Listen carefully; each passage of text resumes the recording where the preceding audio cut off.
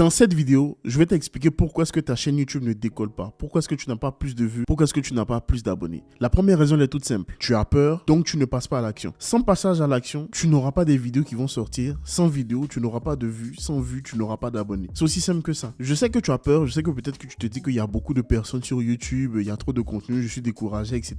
Mais le problème, encore une fois, c'est que tant que tu ne passes pas à l'action, tu ne sauras pas de quoi est-ce que tu es capable. Tu n'auras pas les résultats que tu recherches. Tu ne pourras pas accomplir la vision que tu peux accomplir. Et sauf que si tu restes dans la peur, tu n'auras absolument pas de résultats. Et la peur te paralyse, donc tu ne passes pas à l'action, donc tu ne fais pas des vidéos, tu reportes à plus tard. Ce qui t'emmène dans la deuxième raison, tu te trouves des excuses. Comme tu as peur, tu te trouves des excuses. Ah, j'ai pas la bonne caméra, ah, j'ai pas le même micro que William et toi, etc. Tout ce qu'il te faut pour commencer sur YouTube, c'est quelque chose que tu as déjà, ton téléphone. Tu prends ton téléphone, tu te mets à la lumière du jour devant ta fenêtre, c'est largement suffisant pour commencer à faire des vidéos sur YouTube. Si tu n'as pas de téléphone, que tu as un ordinateur, ta webcam suffit pour faire des vidéos sur YouTube. Mieux encore, il y a même des chaînes YouTube que tu peux faire sans qu'on voit ton visage. Les excuses que tu te donnes, ça ne te permet pas de trouver des moyens et des solutions. Parce que dans la vie, tu peux soit te trouver des excuses ou te trouver des moyens pour atteindre les choses que tu vas accomplir. Donc tant que tu seras dans les excuses, malheureusement ta chaîne ne va pas décoller, tu n'auras pas plus de vues, tu n'auras pas plus d'abonnés, ça ne tombe pas par magie. Il faut passer à l'action. Un autre problème aussi qui est récurrent, tu consommes beaucoup trop de contenu. Tu ne peux pas passer 5 heures sur ton téléphone en train de consommer du contenu sur TikTok, sur Instagram, sur YouTube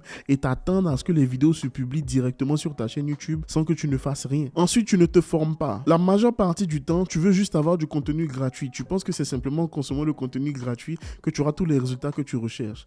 C'est comme si tu veux avoir un puzzle, ok? Au lieu d'aller acheter la boîte avec toutes les pièces dedans, ben tu vas de magasin en magasin, de gauche à droite pour essayer de retrouver toutes les pièces du puzzle.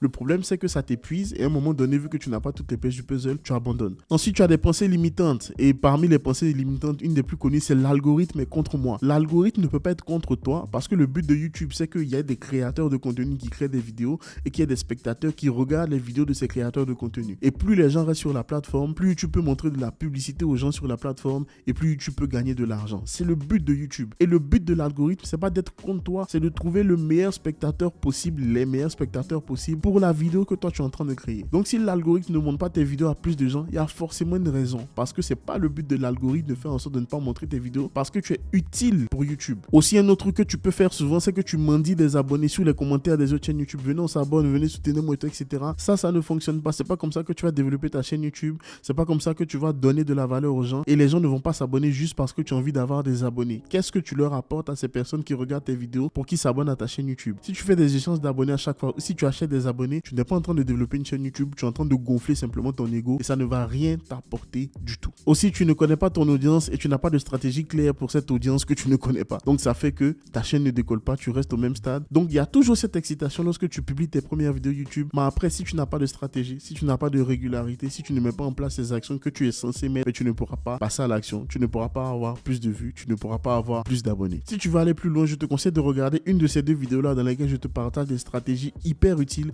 qui te permettront d'avoir plus de vues, plus d'abonnés sur ta chaîne YouTube. Et moi je te dis à la prochaine vidéo. Ciao.